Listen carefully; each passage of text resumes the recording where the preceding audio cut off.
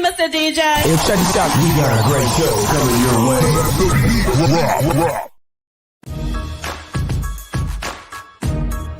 From the ECSI Sports Studios, it's the Midday Market Report with Jeff Dawson.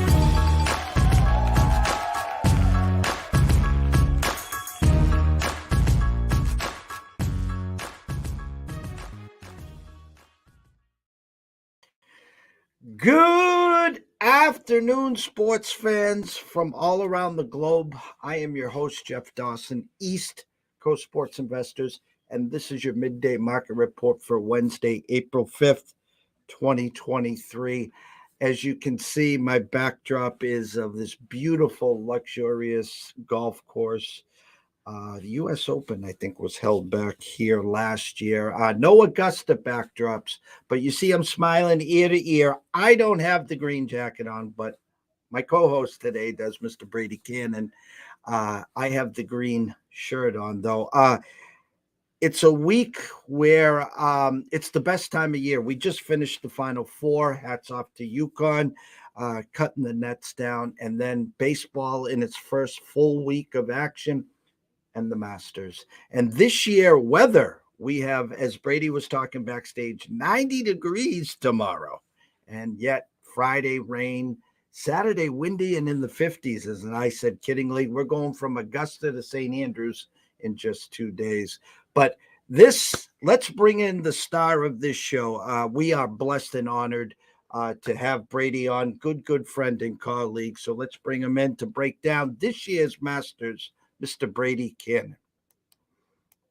Dawson, how are you, my friend? Masters week and almost the opening round is upon us. It feels like since you and I started doing this, we've been kind of building to this, and here we are.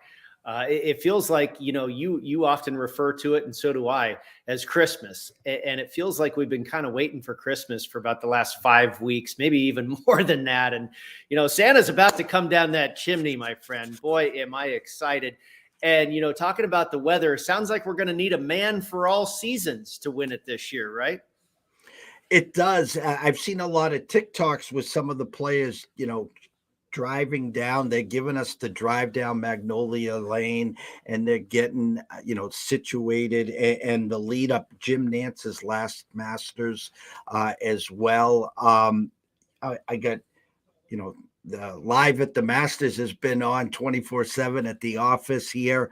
It can't get here soon enough. And there's so many ways to peel this onion back.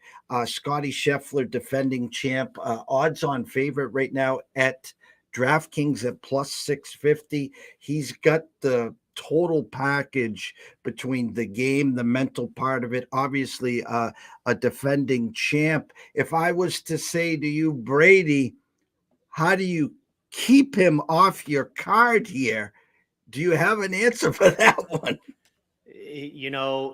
I don't know if it's a great answer. One of them is because he's the defending champion.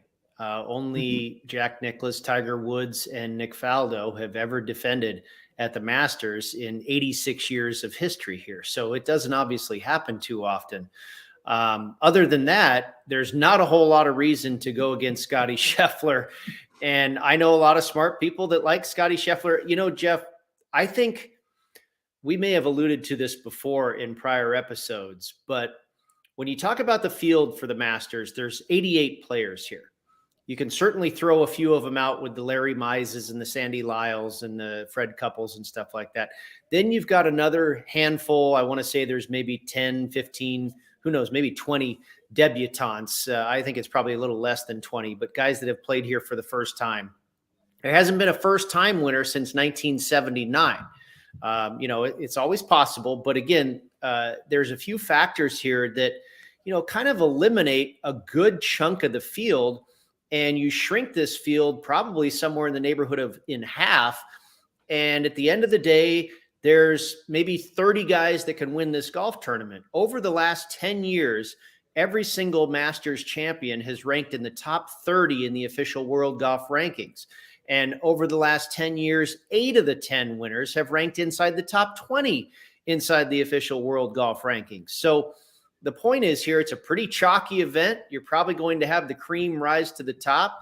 And a guy like Scotty Scheffler, a guy like John Rahm, Jordan Spieth, Zalatoris. I mean, take your pick of anybody in the top 30, and you can probably make a good case for them. And looking at the market, it was funny. We talked last week about Liv. We talked about Cam Smith, and he was hunkered at 25-1. And I was like, you and I remember it like it was yesterday, right there, tied with Scheffler until the meltdown. They were getting no action on him. They bumped him up now to 35-1. And Dustin Johnson, the outlier, I think, from the Live Tour, sitting there at 22-1. I can't make it. Almost looks Chinese here. You're right. Team rising to the top, but that's all I heard this morning was everyone on certain stations. Max Homa.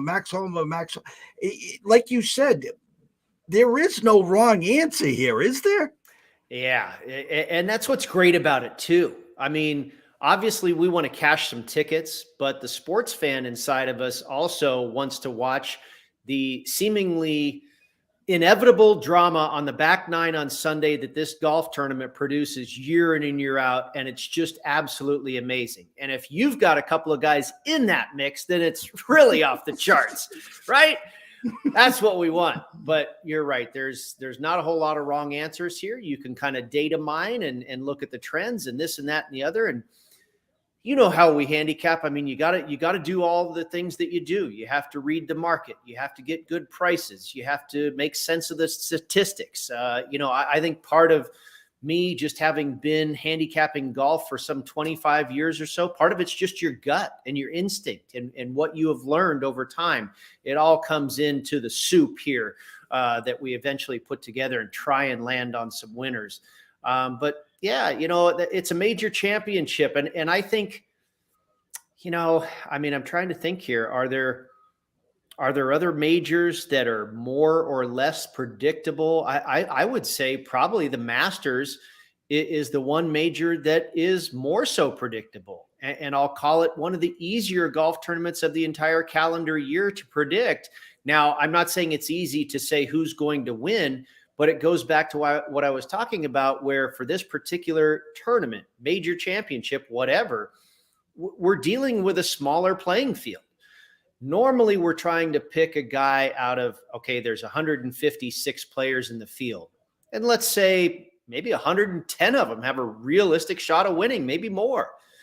This week, we're probably looking at 30 or 40 guys that have a realistic shot to win. Now you just got to pick the right one, but your odds of doing so increase dramatically.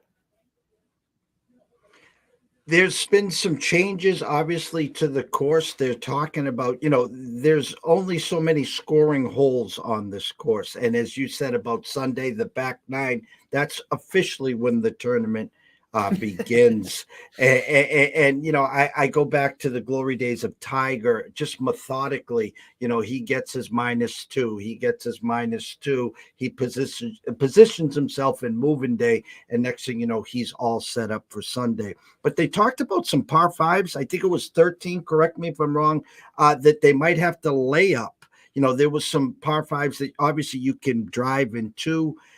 Talk about the changes in the course, and maybe with the weather, they're not going to get the roll, and some of these holes that they easily could reach, they might not be able to reach now. You're absolutely right. Weather is definitely expected. We talked about that at the top of the program here. Going to almost see 4 different seasons. The first day, kind of a humid summer type day, approaching 90 degrees and cloudy. Friday, we're supposed to get some rains. Saturday looks like a little more rain and possibly very cold and wind. And I can't remember what Sunday's doing right now, but I think it's along the same path, maybe a little bit calmer with the threat of showers as well. But you're right. By the time we get to the weekend, this course could be softened up quite a bit. One thing I have not seen, Jeff, is the amount of impact the rain's going to have. Is it going to come down cats and dogs? Is it going to be a drizzle? Is it going to be a little bit of both? That I don't know, and maybe nobody does at this point. If you do get it cats and dogs, you're right. The longer hitters are going to have a huge advantage here. It's going to be extremely difficult for the shorter hitters. Reaching these par fives and 2 will become more difficult, certainly, especially a couple of them. And then you have, the fact that it could just rain a little bit. And then you've got all the par fives in play. They're all very much reachable in two. So the weather, plays a role in a lot of what's going to go on here and what players are and are not able to do this week. As far as the changes, 13, you're right. I saw some reports. I can't remember if it was Jason Day, might have been Billy Horschel. I can't remember exactly, but there was a player, and you, of course, know the famous 13th hole, the final leg of Amen Corner, a beautiful par five. Guys have been hitting like 7 and 6 irons into that green on their second shot. And I can't remember again who this player was, but I read earlier this week, they were hitting 3 and 4 iron now into that green, because what they've done is they've moved that tee box back. I want to say they added about 35, 40 yards to the hole in total, but it's not just the yardage. If you've seen a picture, you've now got a chute that you have to drive that ball through. It's tree lined, and you have to hit it through a pretty narrow window. Looks a little bit like the 18th hole, which is a very narrow window that you have to shoot that drive through as well. But if you look at the before and after pictures of 13, boy, it used to be just wide open. You blow it out to the right side. You hope it kind of comes down the hill there, and you end up with a relatively somewhat flat lie into that green for your second shot and set up an eagle try. Now you've got a much more difficult drive where you've got to really worry more about accuracy, putting it through that chute. And then up along that right side of the fairway, it's quite slanted. So you're going to end up with a ball well above your feet. It could possibly be a much longer iron. It becomes a much more difficult shot. So, you add up everything that they've done. I mean, all they did is add 45 yards, right? And all of a sudden, this has become a much more difficult par five. So that is the most notable change I'm aware of. Now the course measuring 75-45, 7,545 yards. It's certainly a beast. It's always catered to the longer hitters, Jeff, but now it has become much more of a second shot golf course. Strokes gained approach is kind of trumped driving distance as your number one statistic. Back in the day, even back in the early Tiger years, it was 2008 when they quote unquote Tiger proofed the course. And everything's really been different ever since. And on one of the podcasts today, as we were doing our homework in the studio here, they talked about that maybe one of the big statistics to look into when you're trying to figure this, the tournament out, is who's best from, say, 1 to 150, from 1 to 125, versus, the long bombers, where some of the, due to wind, due to rain, and now the added length, where they're going to have to lay up, or they're not getting that roll. So they're coming in, instead of from 50, 75, or actually driving the hole, they're laying up at 125 and 150. Jeff, I mean, we can end this show right now. Put all your money on Zach Johnson, right? That's what happened, in 2007? Crazy weather. He laid up on every par five. We're out of here. I'm going to go bet Zach Johnson. See you later.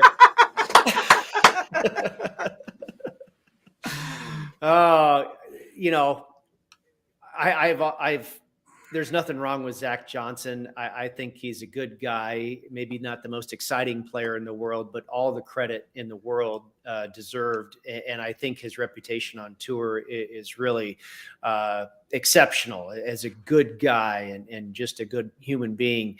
And in the day was a fantastic wedge player. And also, let's mention that this guy is one of the few people in the world that has ever won at Augusta National and St. Andrews. I'd take that resume for sure. But at the same time, I do not want to see that. I think it was 2007. I do not want to see that Masters again. It was frigid cold, and it just wasn't the same excitement that we're used to. So I think it will certainly be different. The weather, it looks like the forecast is much different from what it was that year. But to your point, there are going to be changes in how these guys approach this golf course. And I mentioned strokes gained approach has really become, the prominent measuring stick of where you begin your handicap for the Masters. And yeah, maybe you dive in a little bit deeper and start looking at that wedge play from 150 yards in. To everyone watching and viewing, we can't thank you enough. I'm going to flip the script over to Brady, but before I do, everyone wants to know Tiger obviously will be here. What's Sunday at Augusta without Tiger? We go back a couple of years to the most unbelievable comeback in the history, from injury to putting the green jacket on. A lot of people just throw in the token $10-20, just to have that it's like betting Secretariat. My question, I assume, would be the smarter play. Does he make the cut? Does he not make the cut? Any initial thoughts on Tiger? Yeah, absolutely. And I certainly think the smarter move is to bet the will or will he not make the cut market. Actually, I saw a head-to-head matchup where Tiger was a pretty decent sized underdog to Sergio Garcia. I wouldn't mind taking Tiger in the neighborhood of plus 110, I believe I saw. Sergio, ever since he won the Masters, he's been a mess ever since. You remember the next year when he tin cupped it out there on the 15th hole and rolled it back into the water about literally 8 times or something like that. So Sergio's really never been the same. And obviously a lot has changed in just the last year or two with Sergio. It continues to kind of spiral downward for him. So is he going to be able to beat Tiger? Does he care as much about this golf tournament as Tiger does? So Tiger at plus 110 over Sergio Garcia in a full tournament head-to-head matchup. I didn't play it, but I would take the Tiger side there, and make or miss the cut. I was a little bit surprised to see that Tiger was a pretty good-sized favorite out here in Las Vegas at the Westgate Superbook to make the cut at minus 150. Now, I haven't looked at the price recently, but I saw that, I believe, as short as just a day and a half ago or so. I don't know if it's moved one way or another. But obviously, one of the most well-respected golf odds makers in the world, Jeff Sherman, my good friend at the Superbook, thinks Tiger deserves to be a decent-sized favorite at minus 150 to make the cut. I would probably lean that direction as well because, again, it's about the physical question for Tiger Woods. Can his legs hold up? I think we all know the game's certainly solid enough. The course knowledge is maybe better than anybody in the history of the game. So he's got that part pretty well nailed down, but can he walk the golf course for 72 holes? And that was a big part of the conversation, what we were talking about last year. Augusta is extremely hilly. There's a lot of elevation change and angles that you have to, support yourself and whatnot. And doing it on reconstructed legs can be extremely difficult. And fatigue is going to set in. He's going to have that treatment, I imagine, after every round and before every round. And it becomes an incredibly arduous process for Tiger Woods to compete in this championship, depending on how healthy or lack thereof he is coming in. So is he going to win the thing? I doubt it. I doubted him in 2019 as well, but I think his health is probably worse at this point. Make the cut? I'd probably bet yes. I think he can probably do that on will alone. I think he is improved health-wise from where he was last year, and he made the cut here last year. So, yeah, and there's nothing wrong at all with a $10 or $20 bet to win if you want to have some action. People did that with Phil Mickelson not too long ago at the PGA Championship, and look what happened there. I don't think it's going to happen with Tiger, but if you want to play that game, that's fine. I do think the smarter bet is for him to make the cut. Well, the tee box is yours. You're on the actually, you're at the tee. It's all yours. All right, very good. So I'll go in descending order here from shortest to longest. And I went, now to the very top of the board. I played this back in mid-September. I have Rory McIlroy at 12-1. Now, I've seen him as low as just a little bit better than 6-1. I would not play that. I think if you can get better than 8-1, it's still a pretty decent play. Rory, it just feels, Jeff, like this could be the year. I mean, and I'm not talking about the narrative here that it could be the perfect storm where, good versus evil and Rory conquers the Live Tour and all that other stuff. That's a great story. And certainly the media would blow that up. But just outside of that, I don't think this is a dreams type scenario with the stars aligning. I think Rory is absolutely legitimate to win this thing. You come in off of a win at the CJ Cup this fall. He won in Dubai back in January. He comes off a third place finish at the match play, where I didn't really think he was going to show up. I thought he was more concerned about this week. All he does is go all the way to the Final Four there in Austin, Texas. I mean, his course form, his course history is amazing. He's finished second place twice, including last year. How he does on all the correlated courses. We talked about St. Andrews. I think St. Andrews is absolutely a correlated course to Augusta National. Riviera Country Club, where they play the Genesis. Kapalua, the Plantation course, where they play the Century Tournament of Champions. A couple of the three courses at the AT&T Pebble Beach, and then also Southern Hills, the site of last year's PGA Championship, I believe are all correlated to Augusta National. And one thing I like about handicapping the Masters, you have the course history that is so strong. This is the most repeatable course there is that we see all season long. Guys that play well there typically do so at a higher clip, repeatability, if you will, more so than any tournament all year. And it's very similar with the correlated courses. It is so strong. As soon as Cameron Smith was in the lead through 36 holes at Kapalua last year, I bet him at 40-1 to win the Masters. He made it all the way to the final pairing. There is a lot of strength here in these correlated courses with how these guys perform there and how they do at Augusta National. And Rory is off the charts on the correlated courses as well. So I went with him. There's really not a whole lot more to explain. I mean, he's Rory McIlroy, and there's not a whole lot to say about this guy either, Jordan Spieth, who I think is a Masters savant. I got him at 25-1.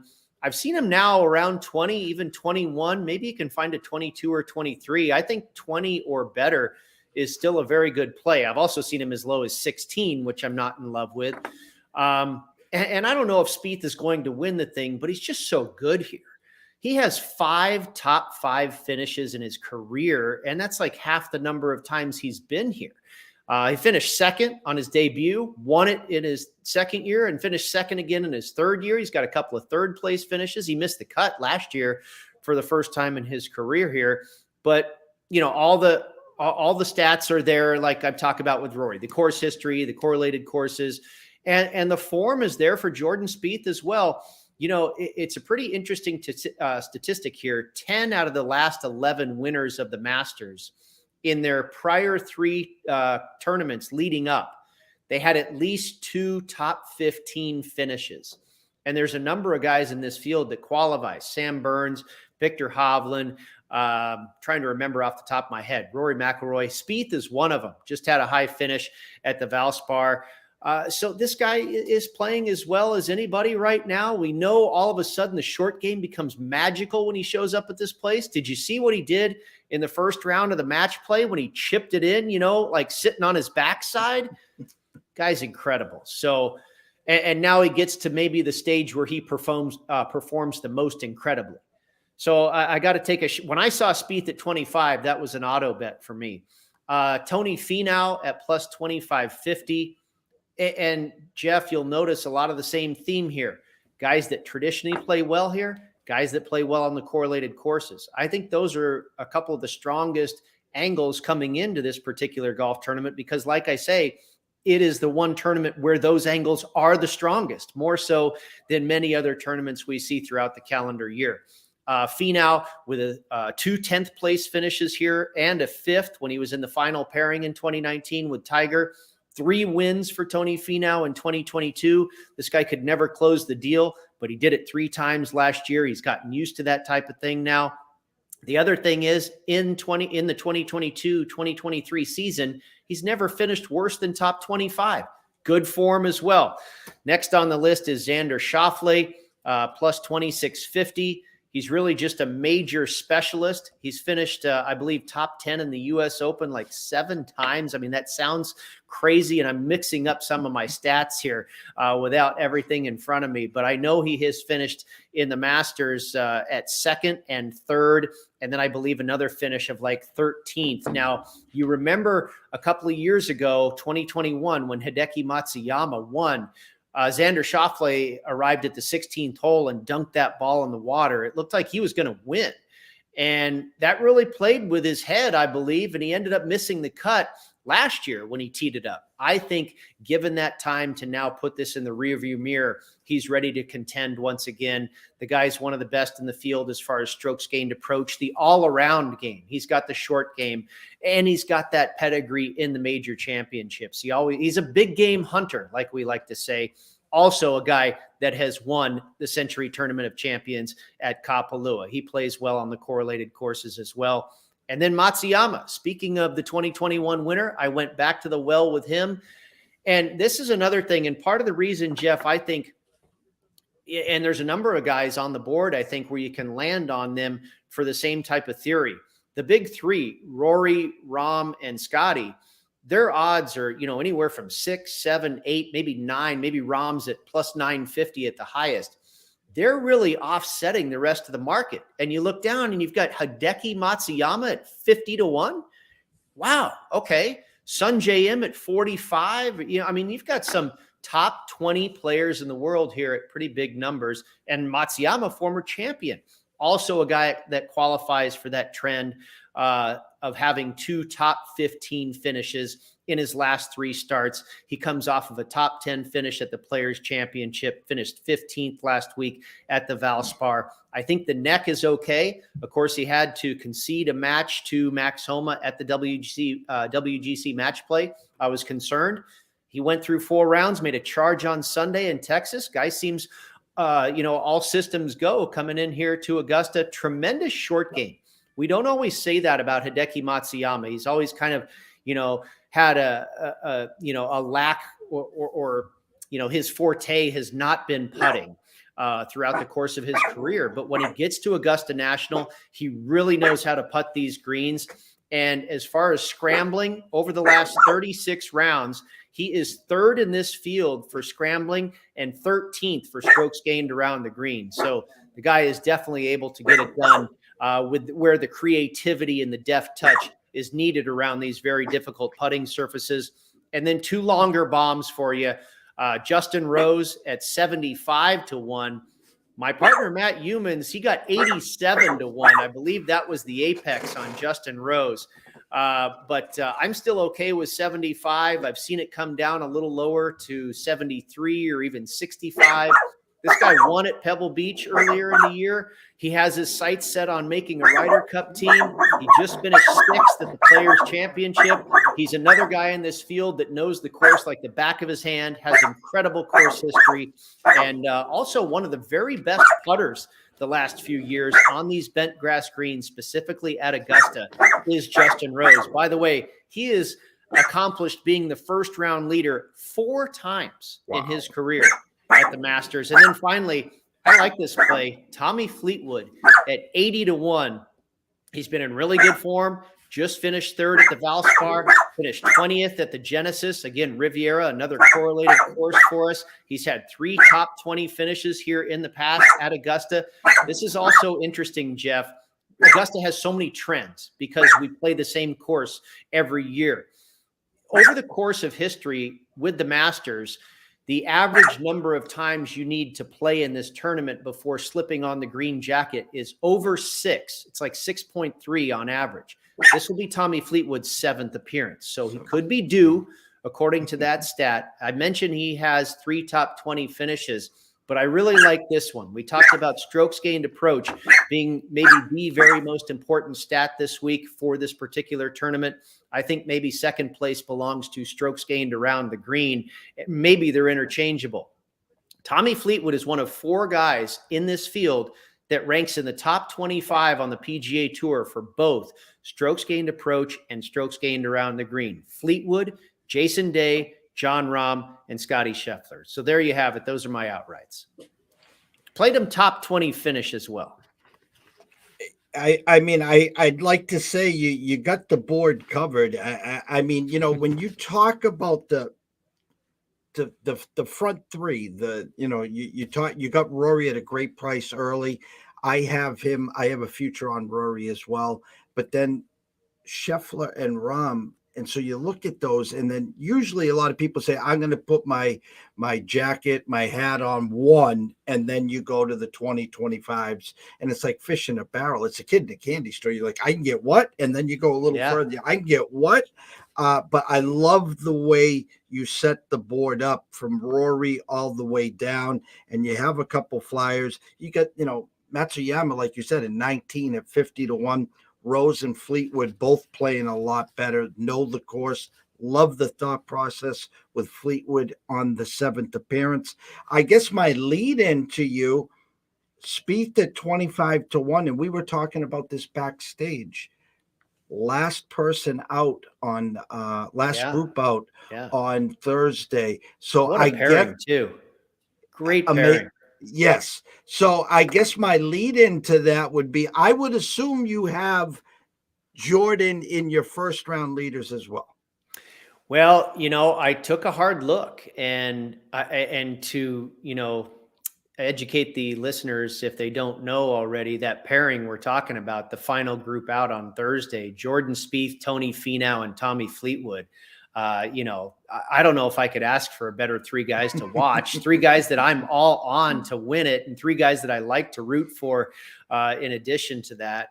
I did not end up on Jordan for first round leader, but it wouldn't surprise me one bit. I think there's some guys in this field that are just ready to come out guns a-blazing, and I think Spieth is one of them. I wouldn't be surprised by Fleetwood. I've seen some very well-respected golf tipsters tip Fleetwood as a first round leader. He has shot 66 twice at this course before and has taken the first round lead in other big golf tournaments, including major championships. So you could have 3 guys that in that particular pairing that could qualify for first round leader. But I did land on maybe Spieth's nemesis at the 2021 or 2019 British Open, Colin Morikawa, my nemesis as well. I was on Spieth, and Morikawa just got on fire with the putter, which we rarely see him do. And he won that British Open. But I think Morikawa has a shot to be first round leader. He's 11th on tour in first round scoring, 13th in birdie percentage, and 25th in bogey avoidance. He does have a later start time. He tees off at about 1:30 p.m. Eastern time on Thursday. I went primarily with guys that or guys that have basically later rather than earlier start times. Kind of a mid-range start time for one of my guys is Danny Willett, who will tee it up at 11:54. By the way, the number on Morikawa, somewhere between 30 and 33-ish for first round leader. For Danny Willett, I've seen as low as 70 and as high as 80. I think Danny Willett is a sneaky player to have a good week here at Augusta. This guy has been much improved, really. I mean, if you remember, he won the Masters in 2016, and then he was just off the map entirely. He's come back quite a bit in the last couple of years. His short game is outstanding. Over the last 36 rounds, 7th in this field for scrambling, 8th in this field for strokes gained around the green. He has had some rounds here as well. In fact, after his 2016 victory, starting with 2017, Danny Willett had a round here at the Masters where he gained over 4 strokes on the field. So, we talk about this guy falling off the map, but he has still found a way to get it done at Augusta National. And with the short game kind of peaking right now for him, I think this guy could show up and get it done again. I mentioned kind of that mid-afternoon tee time for him on the later side, certainly rather than the morning wave. But I took a shot with him for first round leader at 80-1. And then also Jason Day, 44th on tour in first round scoring, 15th in birdie average, and 2nd in bogey avoidance. And the price I found on him was 33-1. Jason Day in 2023, he has put together so far this year 8 rounds in which he has gained 3 or more strokes on the entire field. And if you go back to 2013, playing the Masters, Jason Day has rounds where he has gained 3 or more strokes on the field 9 times. So I thought all of those guys made sense for various reasons here. And we always kind of like to temper this first round leader market with, making the disclaimer, Jeff, that it's really an awful market to bet into. The hold percentage is the highest that you'll find. And it is truly a needle in the haystack. So invest wisely, and I would recommend conservatively on the first round leaderboard. I have on my spreadsheet here. I thought a couple things caught my eye. I have the head-to-heads in front of me, and I'm looking at the opening numbers, not where they move, but I have a Rory minus 131 versus Scotty Scheffler at a plus 101. I had a Rory at a minus 147 over John Rahm at plus 117. Those were the openers. Obviously, they've moved. And then like a Jordan Spieth minus 118 against JT. And there was a shocker that I thought Tony Finau that you got here was minus 127 against Xander and minus 154 against Morikawa. Yeah, I hear you. And I know a lot of sharp people that like Morikawa this week. I personally am not on him to win it. And I don't know if we talked about this. The first round leader market is especially intriguing at Augusta because I believe it's the last 13 Masters winners in a row. And the trend goes beyond that. I'm sure it's, 80%. It's a large percentage of Masters winners end up in the top 10 after day one. Okay. So you have to start out quickly here. You have to get out to a lead. It's not a catch-up golf course. So if your guy happens to be in the lead after day one, you've probably got a pretty good chance to cash some tickets on him on Sunday as well. So I like Morikawa for that first round lead. I don't have him in my pocket. I mean, you can't pick everybody, right? No. I think he's going to have a pretty good week. I wouldn't be surprised at all by a top 20 finish. I think he'll contend for that first round lead very possibly as well. But I was a little bit surprised to see him kind of being faded by the odds makers as well. And I think it surprised me a little bit more to see Finau so heavily favored over Xander. I kind of make those guys equal. And if you look at their futures prices, that's where about the books say they are as well, or the market makers too. So Finau and Xander are real close for me in a lot of different ways. That one was probably more surprising to me than the Morikawa.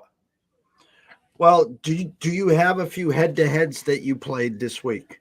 Absolutely. I've got 3. I mentioned Danny Willett, kind of a sleeper play of mine. I did not play him to win the whole thing, but in a couple of different ways here with the first round leader and the head-to-head, I went Danny Willett minus 135 over Harris English, Scotty Scheffler minus 135 over John Rahm, and then Jason Day minus 130 over Cameron Smith. All righty. If you next Wednesday when we come back, not to put you on the spot here, but we're just going to have a little fun here. The headlines would read.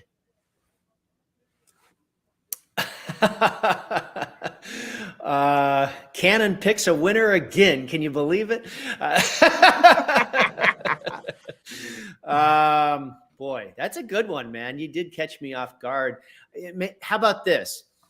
Rory with a fist pump and it says Grand Slam. There it is. I like that one. I truly do like that. And both of our wallets will like that one as well. The scroller's been going the whole time, Brady. Go follow him at Las Vegas Golfer on Twitter. You can get his work at golf_com, at GolfBet, PGA Tour. Find him on Sports Grid and Sports Grid TV today and throughout the weekend. But enough of me saying that. Tell them where they can also find everything else that you do. Well, you nailed it. Sports Grid, on Twitter at Las Vegas Golfer, the PGA Tour at GolfBet. But also, Jeff, thank you for giving me a couple minutes here. Matt Humans and I just released a new podcast, the Heat Strokes Podcast, and you can find that Twitter handle at Heat Strokes Pod. The website there is deadheatgolf.com. What we do is we take about 25 or 30 minutes and break it down into 2 pieces. The first part, we review a golf course that we've played. Matt and I love to play in the summertime, in the triple digits, in the dead heat, the Heat Strokes Podcast, right? So we talk about these courses that we've played in the triple digit temperatures and kind of review these courses and give some people some information on how they can, get to play them and some of the pros and cons of these properties. And then for the last 10 or 15 minutes, we give out our PGA Tour event picks for that particular week. Obviously, this week for the Masters, we were kind enough to have a couple of guest picks. We'll always have guest picks week in and week out. For the Masters, we had Rich Zanko, who's an odds maker for Caesars here in town. And then the great Scott Van Pelt of ESPN contributed to his picks as well. So the Heat Strokes podcast, and you can find that at deadheatgolf.com or wherever you get all your podcasts. Well, we can't wait. Tomorrow morning can't come fast enough. It is Christmas Eve and the Christmas Day. TVs will be on. I leave mine on in the bedroom all night because I don't want to miss miss it. Try to catch that late breaking news or something like that. So everyone, thank you so much for following and listening.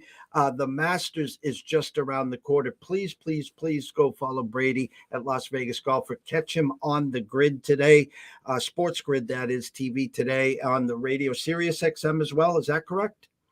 I think tonight's show might just be on the TV, Sports Grid TV.